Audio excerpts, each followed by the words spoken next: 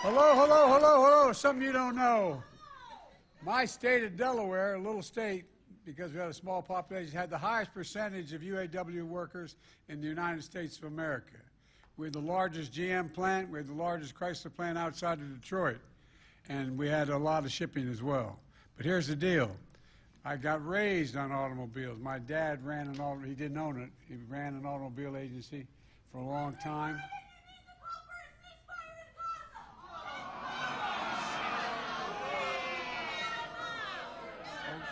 No, let it go. Let it, no. No, let it. It's okay. Anyway.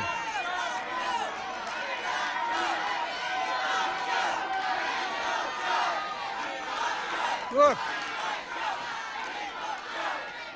I guess what I'm trying to say to you is, I grew up in neighborhoods where I know what it likes when the plant closes down. The large General Motors plant, as I said, largest Chrysler plant, when they shut down, people lost their sense of pride. Neighborhoods were in real trouble. People wondered whether they're going to stick around, what was going to happen to their families. It's a big, big deal. So this opening of Belvidere again is a gigantic deal as far as I'm concerned.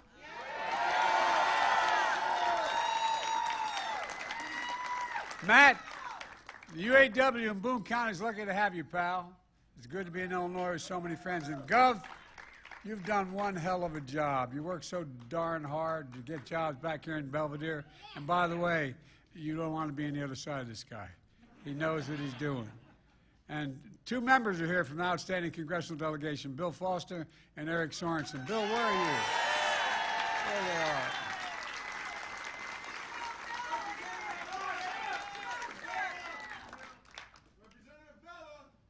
Representative Villa. To know he's here. And one of your great senators, where are you? I'm sorry, man. And two of your great senators, Dick Durbin and Tammy Duckworth, can't be here because they're in Washington voting. But they had to stay back. And by the way, they fight tirelessly for the people of Illinois. And Durbin busted his neck in this job, too, as well. Look, folks. They've worked nonstop to bring good jobs back to Belvidere. Two people of my team are here who did so much to support UAW negotiations. Our acting Secretary of Labor, Julie Sue, where are you, Julie, and Gene Sperling. I think Sean would tell you they did a hell of a job, and thank you to all the state and local leaders here today. But most of all, to the members of UAW, you're tough as they come. First outfit ever endorsed me as a 29-year-old kid when I was running for the United States Senate, and with me my whole career. You know, the fact is, it starts at the top, though, with Shawn Fain. Shawn, you've done one hell of a job, pal.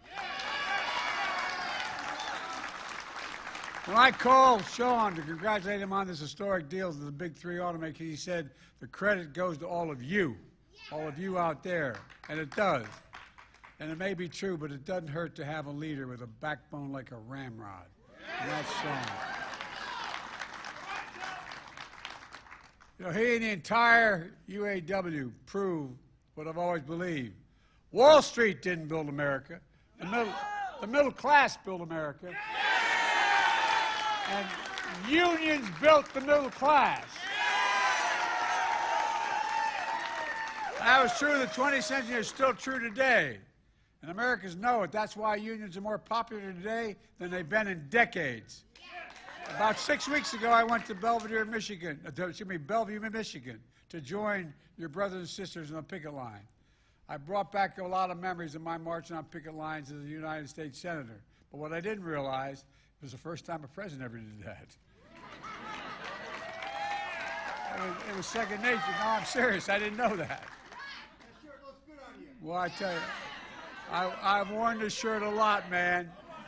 You have no idea. I've been involved in the UAW longer than you were alive, man. Look, that day in Michigan, I said the auto strike was about a simple proposition. You guys sacrificed to save the automobile industry. from the middle of a final. No, that's a fact. You did. Some of you weren't around. You were too young. But I mean it.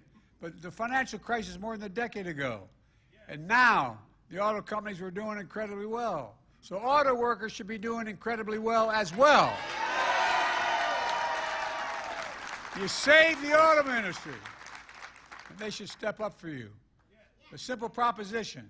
You kept the picket line going for 46 days. You kept your negotiations working round the clock, negotiators. And in the end, the deal you reached set a new standard. Over 30% increase in wages with the cost of living adjustments. Bigger pay increases over the next 4.5 years than the last 22 years combined. Greater retirement security, more paid leave, and commitments by the big three to create thousands more full-time middle-class jobs, investing tens of billions of dollars, building the auto future made in America.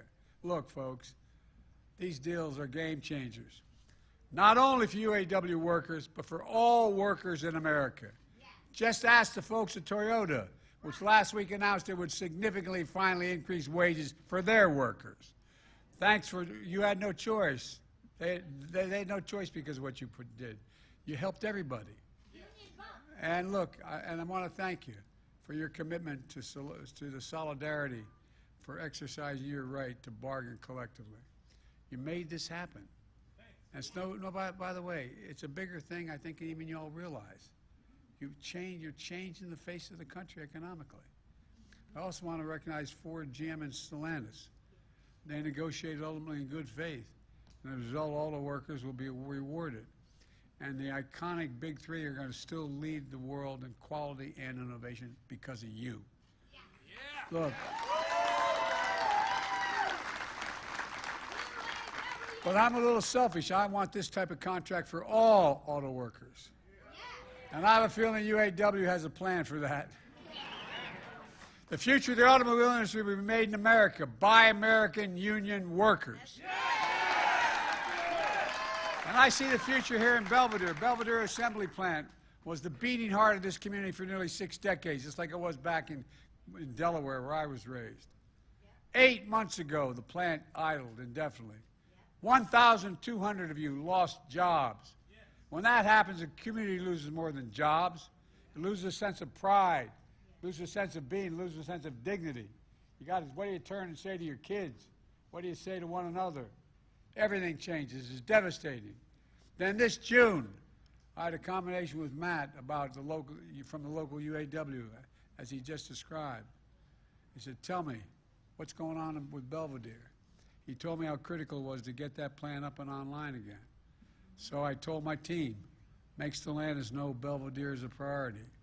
And I got on the phone and let him know personally I thought it was a priority. No. By the way, I can't take a lot of credit for that, but I watched it before. I watched it as a kid. I watched it as a senator. I watched what happened in my community. It changed everything. The state had a lot of other things going, but those folks were hurt badly. I can tell you one thing. It was my priority for you as well as a priority for all of you. That's why I personally brought it up with Mark Stewart, the head of North American Stellantis. Meanwhile, the UAW fought like hell to get these jobs back. And now you've secured nearly $5 billion in new investment to bring thousands of jobs back to Belvidere. They'll reopen that plant assembly, build mid-sized trucks, state-of-the-art battery factory, and a parts and distribution center right here in Belvidere. And folks, I'm fighting for a place like Belvidere because I came as a president determined to put an end to this trickle-down economics in this country. I mean, I'm serious. I'm deadly earnest. For too long, the wealthy and big corporations have done just fine. But the rest of us were cut out of that deal. Look, I see it differently. I don't look at the economy through the eyes of Wall Street or Park Avenue. I look at it through the eyes of the people I grew up with in Scranton, and Pennsylvania, and Claymont, Delaware. My guess is that's how Sean looks at it too, people he grew up with in Kokomo. Look, that view is that American workers are ready to work harder than anybody else.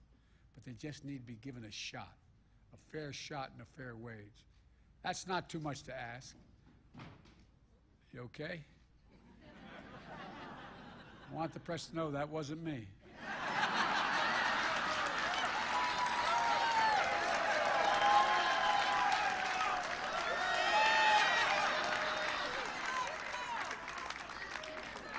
You know, my dad used to have a saying, for real. He'd say, Joey, a job's about a lot more than a paycheck. It's about your dignity. Yeah. It's about, no, it really is, about respect. It's about your place in the community. It's about being able to go home and look at your kid in the eye and say, honey, it's going to be okay, and mean it. Yeah. Well, guess what? That's exactly what's happening in Belvidere again. Yeah. With this UAW contract, you'll be treated fairly. You'll get a fair share of what you produce, and you'll get the dignity and respect you deserve right here at home.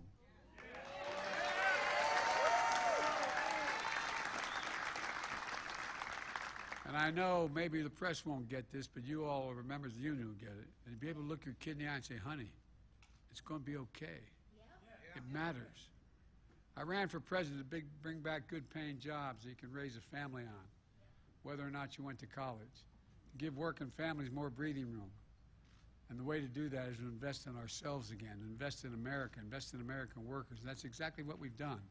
Folks, since I took office, our nation has invested billions to supercharge advanced manufacturing here at home, including electric vehicles. China is determined to dominate the electric vehicle market by using unfair trade practices. But I will not let them. I promise you. I mean it.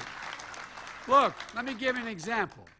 America invented the semiconductor, those little computer chips about the size of the tip of your little finger. They power everything in our lives, from cell phones, to refrigerators, to automobiles. As many as 3,000 are in a single electric vehicle. And over time, we went from producing 40, we invented the damn chips. No, we did. We invented them here in America.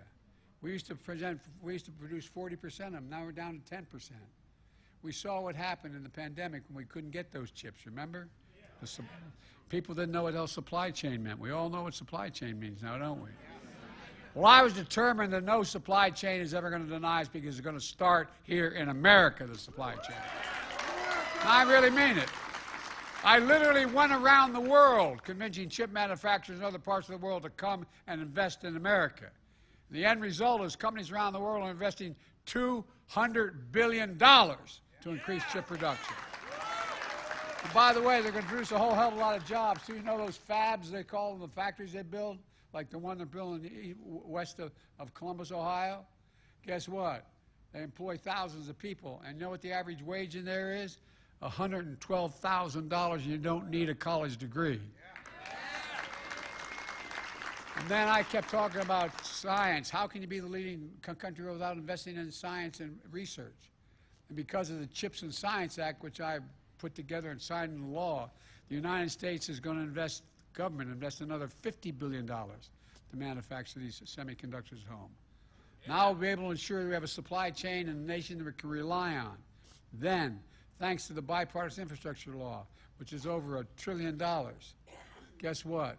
We're building a network of 500,000 electric vehicle charging stations all across America by your brothers and sisters, the IBEW, and that's a first-rate outfit, man.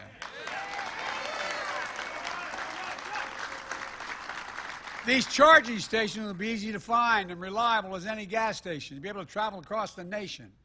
And then we had the thing called the Inflation Reduction Act, which I put together, which I might add, not one guy on the other team voted for. And that law has driven nearly $100 billion in investment in electric vehicles and EV batteries here at home. And my administration announced $12 billion to convert the existing auto factories to manufacture electric vehicles if they're in the transition. Because I strongly believe when a company transitions to a new technology, they should retool, reboot, and rehire in the same factories with the same workers in the same community that existed there before. They should get the first shot at the jobs. That's what you made happen here in Belvidere, and it should happen all across America. Let me tell you all the investments we're paying for, we're paying off. Sales of electric vehicles here at home have tripled since I took office. 80% of electric vehicles on the road today were made in America. And that means good paying jobs for American auto workers. That also means, let's think about this. When my predecessor, the distinguished, anyway.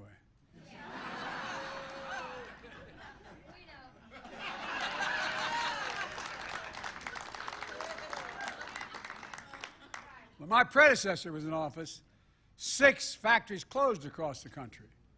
Tens of thousands of auto jobs were lost nationwide, and on top of that, he was willing to cede the future of electric vehicles to China. He said if America invested in electric vehicles, it would drive down wages. It would destroy jobs. It would spell the end of the American automobile industry. Well, like almost everything else he said, he's wrong. And you have proved him wrong. Instead of lower wages, you want record gains. Instead of fewer jobs, you want a commitment for thousands of more jobs. Instead of less involvement and investment, you encourage American automakers to invest $40 billion in American auto industry beginning now. $40 billion. And then we're going to shut down. Remember my other guy? And here's the difference. When you're in the middle of a fight, I stood and others stood with you shoulder to shoulder on that picket line. My predecessor went to a non-union shop and attacked you. Yes, they did! I hope you guys have a memory. Where I come from, it matters. The truth is, if you hadn't listened to him, thank God you didn't. If you listen to him, since I became president, thanks to the investments we made in more than 20 new auto plants have opened across America. 20 new auto plants opened, not closed. And as a matter of fact, more already on the way, and 0 closed. My administration will keep working to make sure UAW has what it needs to outcompete China and everyone else in the world. I've reminded other world leaders it's never been a good bet to bet against America. It's never been a good, not a joke. Not a joke. When we invest in America and Americans, we never lose. Look, it's been true through our history, and it's still true today. Folks, you know what I knew growing up. For too long, the economy hasn't worked for working people in the middle class. And again, that's why I'm determined to build an economy, to build from the middle out and the bottom up instead of the top down. Not a whole lot trickle down to my dad's kitchen table from that trickle down economics. When we do that, the poor have a ladder up, middle class does well, and the wealthy still do very well, even though they don't pay their taxes. No, they got to start paying more tax, of course. We all do well and America prospers. And the critical piece of growing the economy is worker power. I'm not just saying that. From an economic standpoint, it's worker power.